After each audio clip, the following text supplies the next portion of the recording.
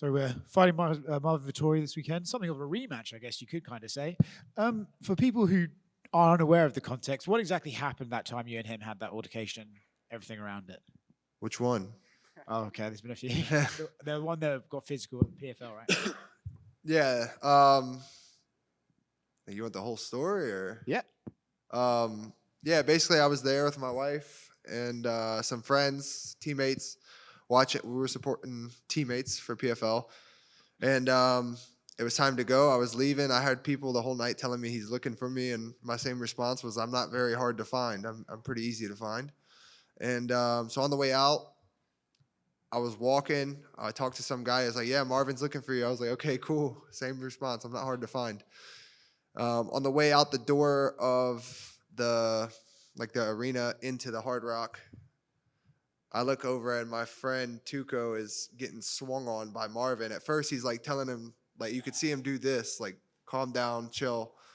We're not doing that. Like, he told him, like, yeah, I'm with my wife tonight and she's pregnant at the time. So I'm like, um, yeah, that was kind of my thoughts. But anyway, I look and I see him literally swing at my friend Tuco, and my boy muffs him in the throat, like just hits him in the throat and shoves him back. So then I take off running over there. Then people start grabbing me, and there's probably like 40 people, I would assume, at that point, and he ends up somehow creeping off around the crowd and coming back behind me. And obviously, there's 40, 50 people. I lose track of him in there, and people grabbing me. So luckily, he goes to swing on this side. He somehow gets around and goes to swing, and my boy Tuco smacks his hand as he's swinging, and Tuco ends up hitting me because of the force and everything.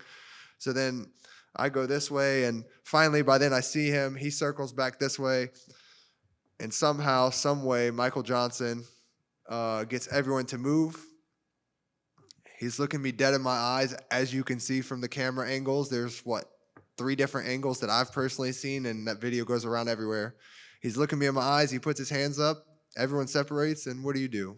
You walk away and you're a bitch, or you walk over there and hit him? I walk over there and hit him. And yeah, I mean, he just kept moving a lot. He was moving fast, like getting back. He was like running away almost, like fading back, not running, but and then somehow his guy grabbed me from behind when I had like 30 teammates there. I still don't know how that happened, but yeah, that's it. He stayed talking, and cops came, and Yeah, all that yeah. good stuff. I think it's fair to say Marvin is something of a hothead, right? I think you could say that. Do you? So, with that in mind, do you kind of take any of this personally, or are you just like, oh, he's just a little bit crazy, and this is what he does? I mean, I always thought the guy was a little bit delusional. I mean, I know we all are delusional to some point, but I mean, when you have like the same reaction and same um, interactions with people over and over, and it's just always like kind of stupid, to be honest. Like, I don't know. It's like, grow up, man. Like, that's kind of how I feel. Like, I'm almost 30 years old. I got all those kids over there. Like, I'm not trying to act stupid. Like, and that's kind of like the whole point. It was like apparently he got mad at me saying one of his fights was shit. And it was like, man, it takes 2 to fight. It takes 2 people to fight. So if I called your fight shit, like, it's both of you guys. It's not just one. I've had shit fights. If I'm saying it, me as a fighter and other fighters, imagine how many other people you're going to see it from and hear it from. So it's like, if that's what you got mad at, like, all right, bro, we're not cut from the same cloth. We're just different. And that's okay. But the moment you try to put your hands on me is the moment that we have a problem. And the moment you try to put your hands on someone else that I'm close with because you have a problem with me, we have a problem. And that's just it, man. I don't hold any ill will towards the guy. I sent him a message when his brother died, and never heard anything back. So it's like, all right, whatever, bro. That's the kind of person I am. I mean what I say. Like, it's fuck me. Okay, it's fuck you too. Like, and I mean it. Before and after, like, fuck you. If you come up to me and like, yo, I apologize, or like, hey, I was wrong for this, like, we can squash it because I can admit when I'm wrong. Like, like, oh, I shouldn't have said your fight was shit. I was talking shit just like everyone else does on the internet, or maybe it was, like, whatever. But yeah, man, I just try to stay quiet now. I used to like to have fun on social media, but now it's like, I got kids. I don't want them to do that stupid shit, because even though like like fighters talk shit on on social media, we can still fight. Like, we can still fight. Like, I don't want my kids to do that, and they can't fight, or they get into trouble or something stupid. Plus, like, I'm with my wife half the time when I go out. Like, I don't want problems. Like, I don't want to have to fight some dude because, oh, you said something on the internet. Like, come on, bro, get over it. Like, I'm not worried about it. So now I just try to stay in my own lane, mind my business. If you ask me a question, I'm going to answer it. I'll answer it as honest as I can. But, yeah, I don't want any problems with nobody. I'm just trying to out here live my life, make some money for my family, and mind my business. Brendan, right here. A new position for you, right? Never dropped back-to-back fights for you. So where's just your mindset coming into this fight with all the Marvin stuff aside? I'm just trying to stay positive, focus on myself, get back to where I was when I was winning all those fights. Laziness, complacency, comfort zone. There's none of that this time. It helps that I want to go out there and I want to hurt. Like, I want to make him feel pain. You know, I want to make him feel pain. Obviously, he wants to make me feel pain too, but I want to do the same. So the way I hit him is going to be different, you know? Like, the intentions are different. Obviously, I'm going to hit him just like I would any other man that I'm fighting, but the intentions are different. So, but it's not personal for me. Like, it's really not. I'm just going out there to be the best Brendan Allen. Whoever's across the octagon from me will get the same thing. He's never been stopped before, submitted or knocked out. Do you take that as like kind of a personal challenge, especially you said you're trying to hurt the guy, so I assume that would be included in Yeah, that? definitely. I'm always coming to end the fight. Like, I don't want to be there for the time, 15, 25 minutes. I don't want to do that. Who wants to do that? So I'm always coming to finish. It's to be the first guy to get a guy out of there early is especially a guy like him that's fought such good guys. He's fought really good guys. He's lost to them. He's beat some of them. Like, so to go out there and finish him is definitely a feather in my cap. And what does just this fight mean to you, like being here in New Orleans? Obviously, Dustin Poirier's retirement fight. You guys have, years of history together. Does this feel like something special for you? Yeah, man.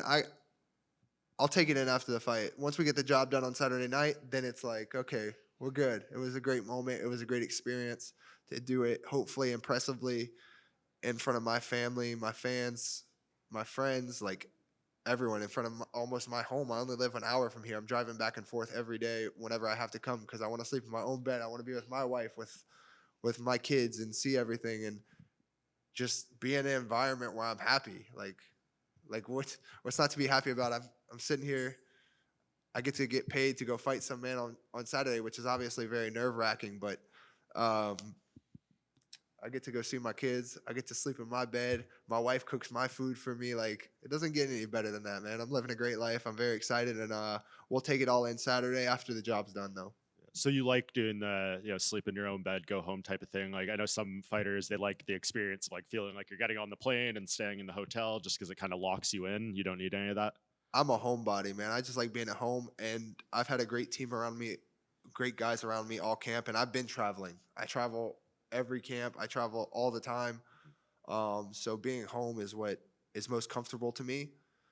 And it's been a very, very long time since I get to do this. Like, I haven't got to be home or with my family and for a long time. And luckily I have guys here that make sure I'm training. I'm keeping me focused and keeping me sticking to what I need to do. They're making sure. They're holding me accountable for my actions and my behaviors. And we're having fun, enjoying the moment, relaxing when it's not. When it's time to train, we switch that gear and we get to work. And luckily it's Wednesday, so only one more real training session tonight, and then it's just cut weight, a couple shakeouts, and we get to go put on a show for you guys.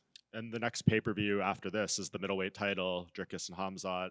Just give me your thoughts on that fight. How do you think it goes? I think anything under 2 rounds is Chimaev. I think anything over is Dricus. I think it's going to be hard for Chimaev to get him out of there like he has other guys. I think in deep waters, Dricus is going to be something Chimaev's never had before. That guy, say what you want about him. I'm not a fan of him, but I will give him his props. I'll give him his flowers where he deserves, and that dude can make it a fight, and he can dig deeper probably than anyone. He's very good at digging deep, and that's respectable by itself. Brendan, what's up, man? Devin. What up, dog? You got your red beans this week? Let's go, baby. I hope you got them too, man. Let's I get wasn't it. allowed, bro. I wasn't allowed. Yeah. My man, he took a few questions that I had planned to ask, but you one of us, man. Like you went to school an hour away, bro. You went to Covington High. Yep. What does this mean to you? Did you ever even like imagine a scenario like this to where UFC brings a pay-per-view card to New Orleans, you fighting on it against a huge rival, you know what I'm saying? A guy that y'all both don't really care for each other. Did you ever even imagine this ever happening? In these circumstances, no. Obviously, it was always like a goal to make sure that the UFC comes back to New Orleans. Never thought of pay-per-view, never thought, but I thought Dustin would be the only one to do it unless I can win a belt or have a name like Dustin. But reaching a name like Dustin is insane. Like Dustin Poirier, everybody knows Dustin Poirier, especially from here. Right. So I always hope for it, and I'm just I'm happy to be here. Like everyone talks about my placement on the card, and it is crazy, but I'm just happy to be on the card. I'm just happy to be here at home and put on a show for you guys because this is where I came from. I haven't fought close to New Orleans or close to home in a long time. Probably like 2017, 2018. So yeah, it's been a long time. Have you thought about like walkout music and stuff like that? Like make it some Louisiana exclusive? Yeah, we got a couple songs streamed together, all Louisiana artists that I like, and yeah, I'm excited. That took a lot of thought. It has to. Yeah. Just while we're on that subject, can you go ahead and give me your top 3 Louisiana artists that you like the most? Right now, I'm on like Frito, probably. I'm a big Frito Bang fan. That's my number one right now. Yeah. I like old Kevin Gates, some of his new stuff. Boosie, let's see, NBA YoungBoy. What we got? Rob 49 now. That's got a couple good ones coming. I love all them dudes. Yeah, Wayne of course is number one. Yeah. Without Wayne, there's no rap for us as good as that. Right. Vettori, I watched something with Vettori on it about like 2 months ago. It was like an interview, and he had said something along the lines of just the thought of your face makes him upset, makes him not like you. What is maybe one thing you could think of about Vettori that makes you maybe not care for him? His attitude, the way he handles himself and how he talks. Like, it's just like, again, I feel like, bro, grow up, get over yourself. You're a human just like I am. Like, I'm no better than you, you're no better than me. But when you start treating me like that or treating anyone like you're better than them, it's like, and they didn't give you a reason. It's different if someone gives you a reason. Right. But yeah, I just don't like how he carries himself. But again, I'm just trying to stay out the way of it. Like, I'm not trying to interact with you. If you're a bad man or whatever, like, do your thing over there. Just leave me out of it. I don't want no part, because the moment you fuck with me is the moment you're gonna get what you want. You're gonna get it. Just leave me alone. Leave me and my family alone, and we're okay. Bro, I wish you the absolute best, and I'm just so happy for you, man. Thank you, brother. It's great to see you here, man. I'll be watching the Red Beans. Let's go. Brendan, back in 2020, you made a post about the recognition you received from Lil Wayne. Are you excited to have him in attendance this week once again? Yeah, man, it's super cool, right? It's super cool to see this guy that I've been listening to and watching since I was, like 10, maybe earlier. That comes from Louisiana, that put Louisiana on the map almost. It's going to be great, man. It's going to be great. It's cool that I've got, shout out from him before when me and Dustin fought on the same card. And, man, I'm just ready for Saturday night, man. I'm ready to get there. And it takes 2 to make a war. I'm going to do my part to make a war. I know you spoke about it a lot, about fighting Marvin Vettori and all the things that kind of happened in the lead up to this. Fighting here in Louisiana, fighting Marvin Vettori, does it just seem like the picture-perfect fight week for you? As long as the outcome is what we expect it to be, yes. If not, then it really doesn't mean nothing, man.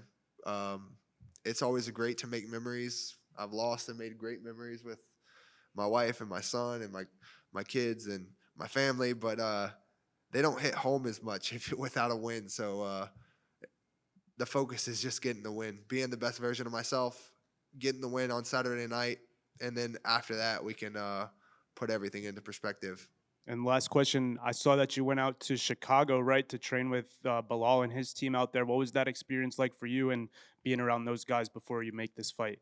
It was amazing. I needed a change. I needed to I was plateauing as a fighter, and I needed to go grow. I've been plateauing for a while. Wasn't adding anything to my game. Was just kind of sharpening the things that I had. But you know, you get to a point you got to add to beat these guys. You got to add to finish guys. You got to grow. You have to. If you just stagnate, you're not going to do anything good. So I went there. I learned a lot. Got pushed a lot. They took me in and treated me like one of their own. And I'm so appreciative to those guys. It was such an amazing time. They helped the diet go well. They helped the game plan even better. And yeah, that's why I got Bully's jersey on right now. So yeah, it was great.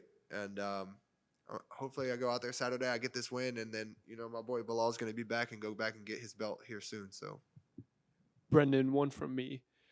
What was it like to watch your best friend Tuco get his first UFC win? what an amazing moment. That was better than me winning my own fights. And it was just a great moment, great energy. That's probably the best fight I've ever been a part of as far as the corner, the energy, how me, Sean, and Robbie were together, the energy we had for Tuco, the commitment we had to him. It was just, it don't get any better than that, man.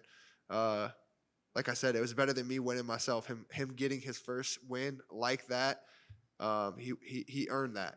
You know, he didn't just go out there and get a lucky punch or anything. He had to dig deep at certain points, but he handled adversity like a true professional at the highest level. And I'm super proud of him. Earlier you mentioned about your placement on the card. Like, are you like disappointed that you wasn't on the main card? I mean, it's kind of weird, to be honest. Like, we're higher ranked than everyone but the main event. So, and I'm from here. Like, I live an hour. I live closer than everyone. So it's weird. But again, I'm just thankful to be on the card. That's all. I'm just thankful to be here and be able to put on a show for everyone and just have the experience. And obviously, I know you're going to be pulling for Dustin, but how do you think he gets it done in the main event? Oh, man. Decision. You know, Max is a freaking stud. He's so tough. He's so good. And at 55, look what he's doing. So, honestly, it's one of those fights. I don't know who's going to win. I don't know. But no matter what, all the fans are the lucky ones because it's going to be an amazing fight. It's going to be an amazing fight.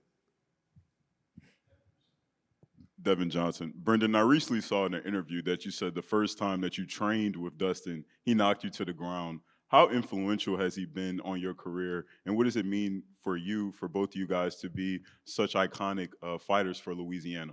Well, we started on the ground. He just hit me super hard, like from ground and pound in my guard.